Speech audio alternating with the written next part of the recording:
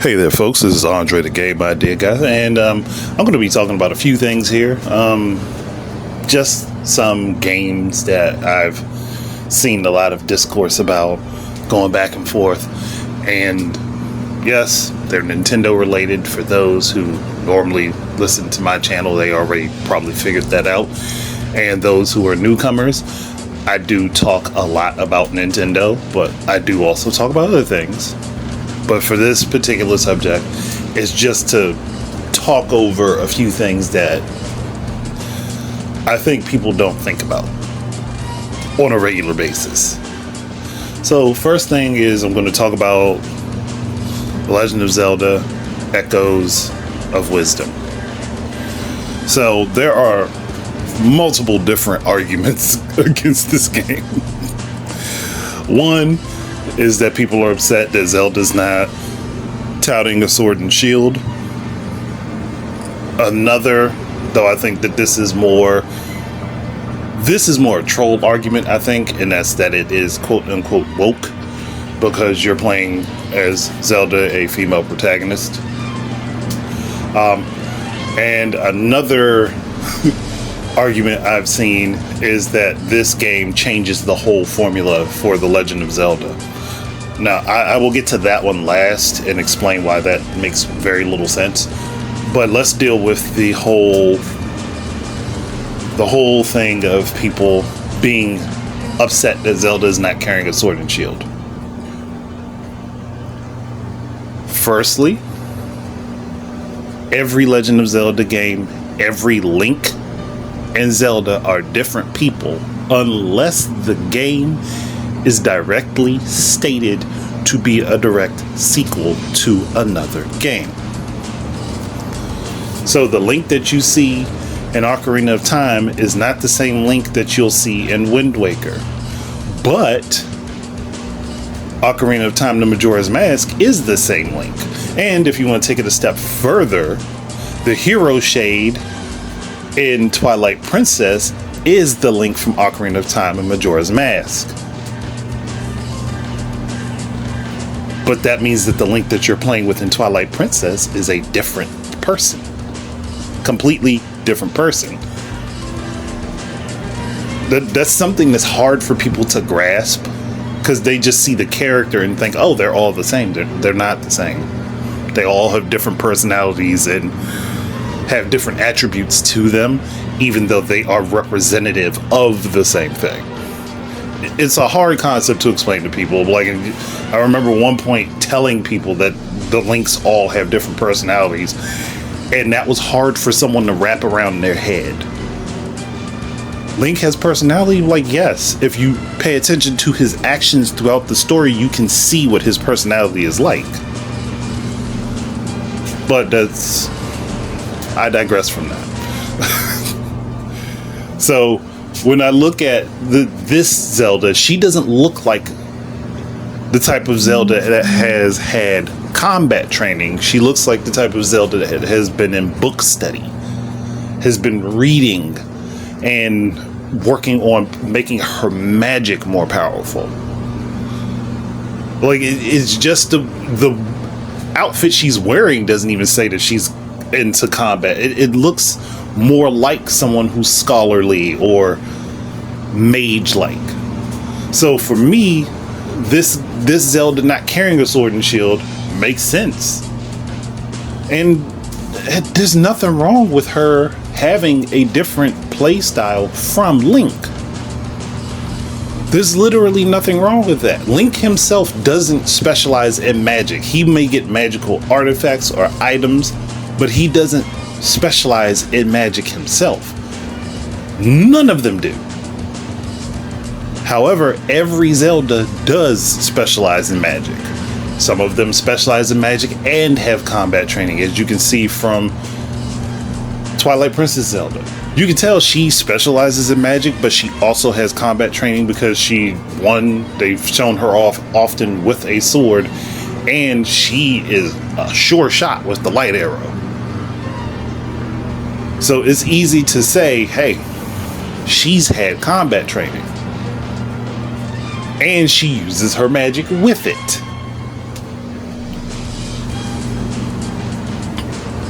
But not every Zelda does that. All of them are heavily magically imbued, but not all of them know how to physically fight. And that should be quite apparent, seeing as you have Hyrule Warriors, Age of Calamity, where you have Breath of the Wild, Tears of the Kingdom Zelda, and she is not a combat specialist. She uses a lot of heavy magic for her attacks. So I don't get why this upsets people so much. It's just because it's a top-down Zelda that they have such an issue with. But again, for me, that doesn't make much sense. Personally, it just doesn't make much sense for me. Then there's the whole woke argument.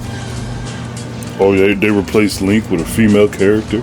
You mean the female character who is the title character of the game?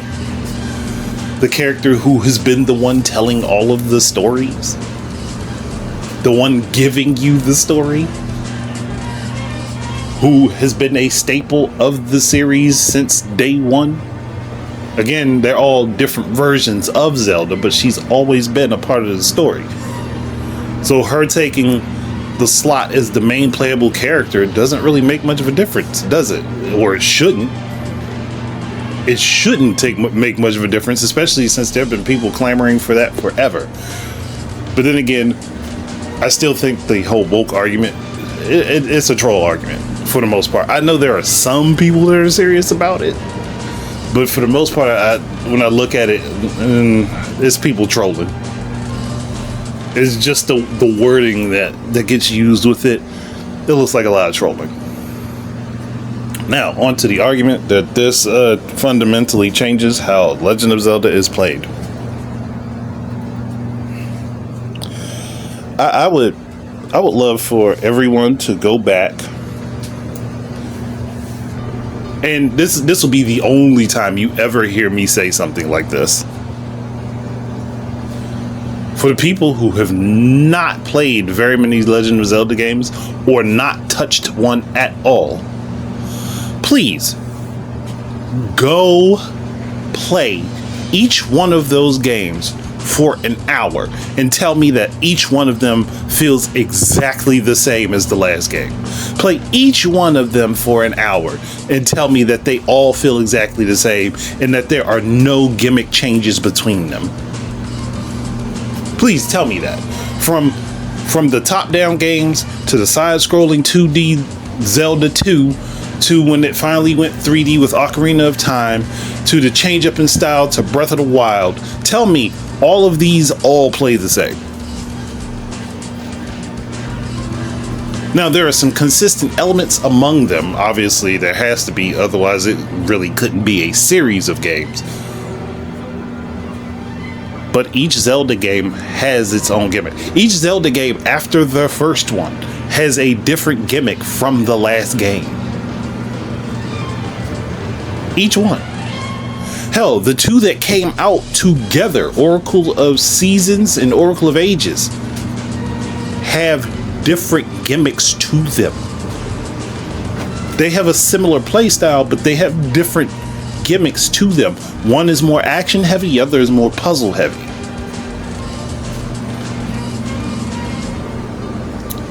So,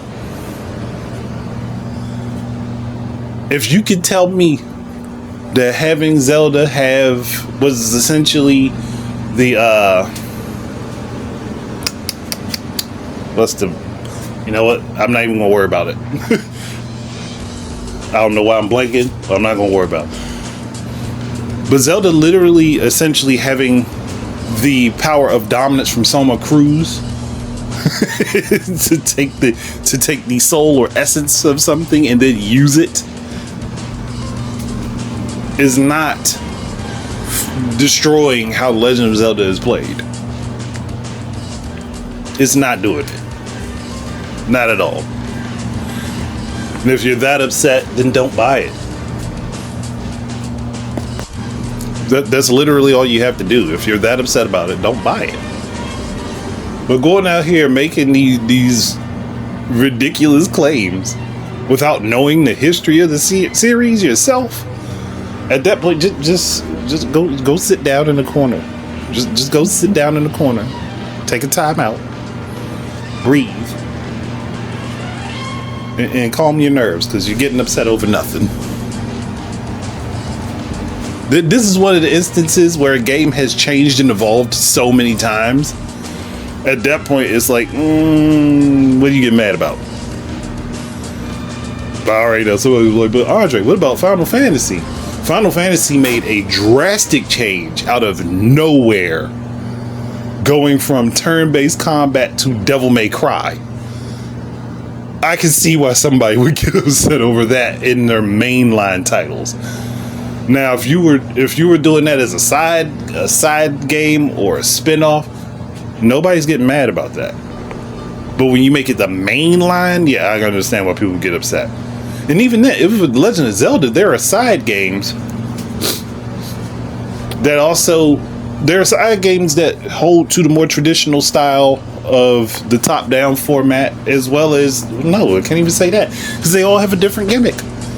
They all have a different gimmick outside of like direct sequels, outside of one or two direct sequels that have a slightly different, well, slightly the same. It's hard to explain it. There are some sequels that have the exact same type of idea, but expanded.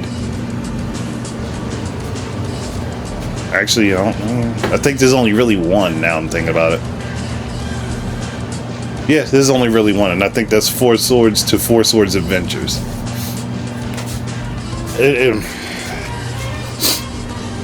Long story short, the Zelda formula has always been changing. There are some staples to it, but it has always been changing. It's not one that has stayed the same like that. If as somebody who's played the majority of the games in the series, I can tell you that that's the case. Now, I'm going to hop on over to the outrage for Luigi's Mansion 2 HD and Donkey Kong Country Returns HD. Because those things set people off. They set people off horribly. So, it did get announced, and I think Luigi's Mansion 2 HD is already out now. It got announced that Donkey Kong Country Returns would be $60, and Luigi's Mansion 2 is $60. HD is $60. People, if you don't want to pay for the games, you don't have to buy them. Nintendo's not walking into your house, pointing a gun to your head, telling you, you need to buy this. That's not what they're doing. And Donkey Kong Country Returns HD is actually getting the, I think there are some extra levels that were in the 3DS version of Donkey Kong Country Returns. Those are being added to that game, as well as the game getting cleaned up and all this. And people looking at some early footage. I can guarantee you some early footage of the game. I can't guarantee if the game's going to look like that or not. But people are doing side-by-side shots of the game coming to the Switch with the Wii version of the game, to point out some minor color disparities and potential flaws. If you've got that much time on your hands to look at the slight difference in color palette, one, going from a console that had less color options to one that had more, and two, for early footage that we don't know if that's going to be what the final product looks like when it comes out, just chill out. Like, there's no reason to sit down and nitpick the tiniest of things, especially if we don't even know if the game still feels the same or not, which I'm expecting it to still feel the same. Maybe like a combined setup for the control scheme from the 3DS as well as the Wii. But goodness, Is everybody this like when did everyone get this anally retentive? It's like you're looking for reasons to be mad now at this point. The things that are the most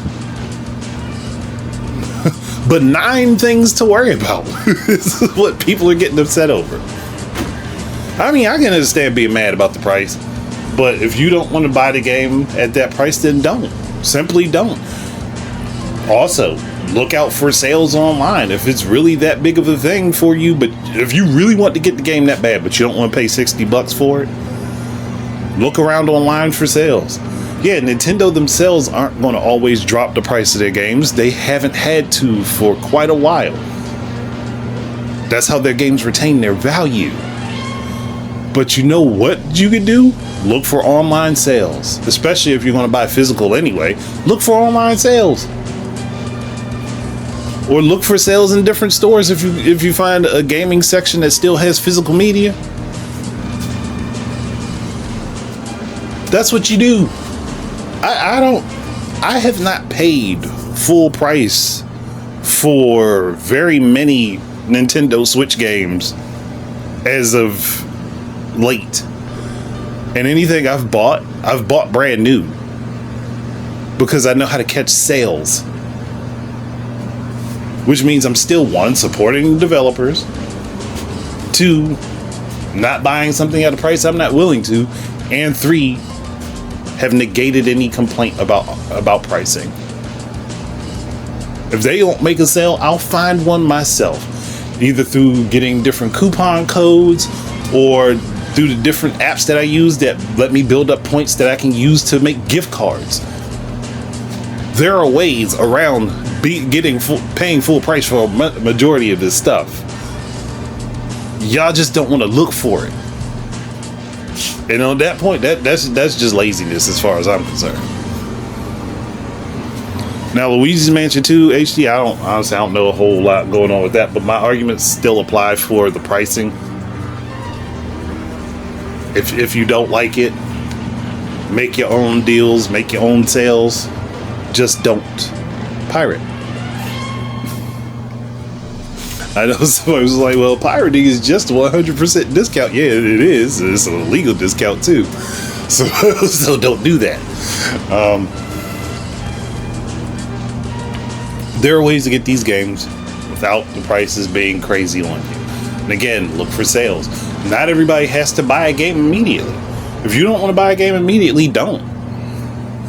Take your time. Wait. See if it's worth your interest to buy it at a later date. Play some of the games you already got. I mean, we all know people have backlogs. Unless there's got to be that one person out there, they only buy one game at a time and they don't buy or play anything else until they complete that one game. But we know that's not the majority of the world. Everybody's got a backlog at this point. Everybody's got a backlog at this point. So play some of your old stuff. If you're really that upset about the new stuff coming out at a price that you don't like, play some of your old stuff. But you can't go and tell the people that are making the games how much their games should cost. This is like the argument for Metroid Prime Remastered should have. The reason that people were upset about the Donkey Kong Country and Donkey Kong Country and Luigi's Mansion pricing is because of Metroid Prime Remastered. Because the graphics in Metroid Prime Remastered are better than Luigi's Mansion and Donkey Kong Country. But that's not the only thing in the story. It may not have cost Retro as much money to remake Metroid Prime Remastered as people think. It simply may just not have cost them that much money. And to boot, Metroid is not as popular an IP as Mario or Donkey Kong. Hell, also gotta think about it this way. Metroid Prime Remastered came out after Metroid Dread. Remember how people complained that Metroid Dread wasn't worth $60? And I'm sorry, the graphically, those games aren't that different.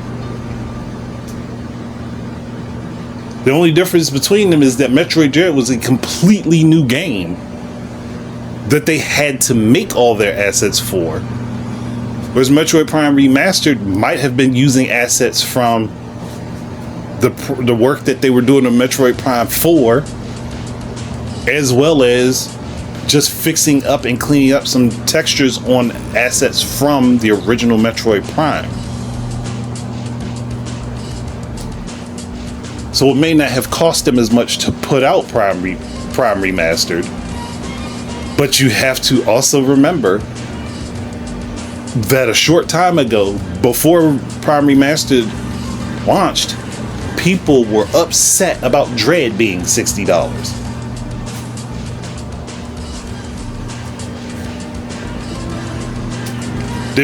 Did the whole collective internet forget that? That there was a whole fallout over the price of Dread? I remember. Because it was being compared to God of War at the time. But again, you don't know how much money went into the development of the resources for everything. And yeah, obviously, developing for the Nintendo Switch is going to be cheaper than for PS4 and 5. But that doesn't mean that the value of the game is lower because the process of making it costs less to do. And because of the backlash following Metroid Dread, we could guess that, hey, when they did Prime Remastered, they said, okay, well, we'll bring it down as low as we can. Maybe people will be okay with that. Again, the IP isn't as strong as people pretend it is. Otherwise, it would have done way better than it has. But Donkey Kong and Mario are highly popular franchises. Those are strong IP. It's simple as that. There's no two ways about it. It's just what it is. There's more demand for anything Mario or Donkey Kong than there is for Metroid, which is unfortunate. But hey, if you want to change that, you want to change how much demand there is for Metroid, actually go buy the games instead of pirating them. That'll show that there's more demand. Then maybe more Metroid games will come out. And then maybe the value of the games will be considered higher. Then you won't have so much to be upset over. Or is it that you guys want the others to depreciate in value so that the cost of the next games won't be as high, or remasters won't be as high? Because if that's the case, then you also would have to not buy buy Luigi's Mansion and Donkey Kong Country Returns HD. If you want those to devalue, then you don't buy them. Also, don't pirate them though, because if you pirate them and then show off gameplay, you might inspire other people to go buy. And you'd also want to not talk about them, like not bring awareness for them, because you could also create spite buyers if you're deciding that you're going to go on rants and tirades about stuff that you clearly don't understand. I mean, that's my personal advice. I mean, if you're trying to sabotage it, you actually have to sabotage it, because that requires, some actual thought. But if you're not actually trying to sabotage it and you're trying to pull this reverse psychology type thing where you're trying to trick people into buying something, then yeah, you guys are doing a great job. All right, but I think I'm done with those. There's a lot worse things to complain about. There are a lot worse things to deal with in gaming than a game being a price that you don't like, or a game having some mechanics in it that just don't jive with you. There are worse things. I mean, look, I was not a fan of Romancing Saga on the PS2, and I really disliked that game, but I don't spend my waking moments bashing on it, because there are other people that really did enjoy it, and it just didn't jive with me. That's it. So I'm gonna go ahead and call it quits here. Thank you guys very much for listening in. Keep your eyes and ears out for more stuff from me. And until the next time, enjoy your games and peace out, everybody. This is Andre, the Game Idea Guy, and I'd like to thank you once again for tuning in. If you would be interested in supporting my efforts in content creation, please head on over to Amazon and look up The Game Idea Guy Presents Gaming Word Search, and you will find both Volume 1 and Volume 2 up for sale. Thank you very much once again, and I hope to be able to create more content for you in the future. Peace out.